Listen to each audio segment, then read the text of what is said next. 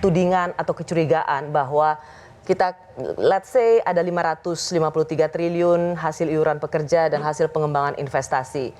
Dan kemudian itu tidak bisa ditarik setiap saat pekerja mau mengambil jaminan hari tuanya. Ini dikaitkan dengan bahwa emang pemerintah tidak punya uang saat ini untuk membayar jaminan hari tua pekerja, mau bangun IKN yang belum tahu duitnya dari mana, dan banyak program-program infrastruktur lainnya. Bagaimana Pak Menko menjelaskan ini?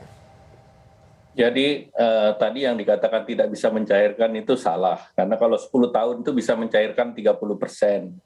Dan juga bisa juga menambahkan 10%. Jadi itu pendapat yang salah dulu.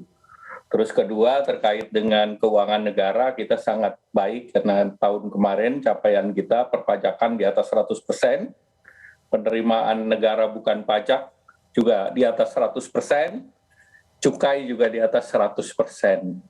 Jadi tentu mereka harus melihat dulu kondisi keuangan negara yang sangat baik, ekspor kita juga bagus, cadangan devisa kita juga relatif tinggi, dan tentu dana ini bukan dana yang di kantong dikelola secara sederhana, karena ini potnya sudah berbeda, dan juga saya rasa BPJS Tenaga Kerja juga diawasi juga, dan dananya juga diatur, tidak boleh ditaruh sembarangan, tidak baru ditaruh di kantong kiri atau kantong kanan, tapi sudah ditentukan berapa persen di obligasi, berapa deposito, berapa saham, dan seluruhnya tersebut tidak melebihi aturan yang diatur di dalam PP nomor 55 dan POJK. Jadi kalau yang tadi disampaikan oleh Ibu, kita juga khawatir berarti POJK-nya kurang pengawasan, ataupun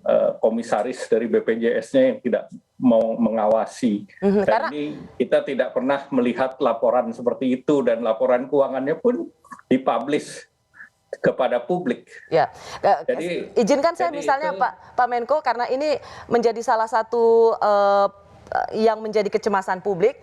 Mantan Dewan Pengawas BP Jam Sostek periode 2016-2021 Pumpida Hidayatullah, ia menduga Permenaker ini diterbitkan untuk membenahi tata kelola dan investasi program JHT, karena sejak dirinya menjabat sebagai Dewas atau Dewan Pengawas, ada persoalan terkait solvabilitas JHT atau kemampuan Jam Sostek memenuhi semua kewajiban jangka panjangnya. Kalau Dewan Pengawas saja sudah mencurigai bahwa ada kemungkinan kelemahan tata kelola di Jam Sostek atau di BP Jam Sostek, itu artinya publik akan, apakah nasib uang kami akan seperti Jiwasraya, itu juga diawasi, atau Asabri yang juga sangat solid, apakah uang kami juga akan melayang seperti itu? Kalau Dewasnya saja sudah mengatakan ini ada problem tata kelola di BPJS Ketenagakerjaan. Ya, tentu harus ditanya dulu Dewasnya periode yang mana, Bu? Tadi saya sudah sebutkan Pak Menko, dia di 2016-2021, jadi baru saja berakhir.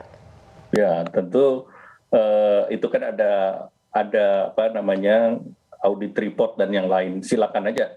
Dan pada waktu yang bersangkutan ada di BPJS, apakah ikut mengawasi atau posisi seperti apa? Jadi menurut saya saya sih yakin kita harus menjaga governance secara baik, dan tentu apa yang disampaikan harus ada basisnya yang real. Dan tentu tidak boleh mencampur adukan satu entitas dengan entitas lain. Entitas BPJS dengan entitas lain itu kan pengelolanya beda, tentu juga pengawasnya beda, dan situasinya pun beda. Ya, jadi kalau sorry Pak Menko, karena ini kan satu seperti es campur, Bu. Iya, karena ini menjadi kecemasan banyak publik, naruh duit dengan penuh kepercayaan di Jiwasraya, toh tidak bisa dicairkan, dan itu lenyap begitu saja. Tidak relevan untuk disatukan dengan BPJS. Alasannya gimana, Pak? Bagaimana menjawab kecemasan publik ini, Pak Menko? Ya tentu tidak relevan karena pengelolaannya kan berbeda, dan juga yang mengawasinya pun berbeda. Governance-nya tentu pengelola yang dibedakan antara fraud dan non-fraud.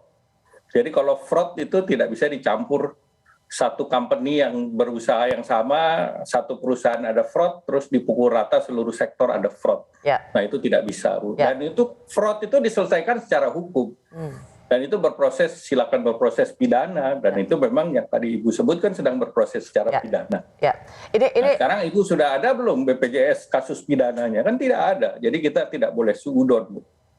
Tapi kan jangan sampai menunggu ada kasus pidananya, karena ada uang kan keringat pekerja, keringat buruh di situ. Jadi hari ini tidak bisa disamakan antara BPJS dengan yang lain. Ya. Jadi kalau situasinya sedang baik, ya kita harus akui aja situasinya kan saat sekarang tidak ada itu yang tadi dicurigai.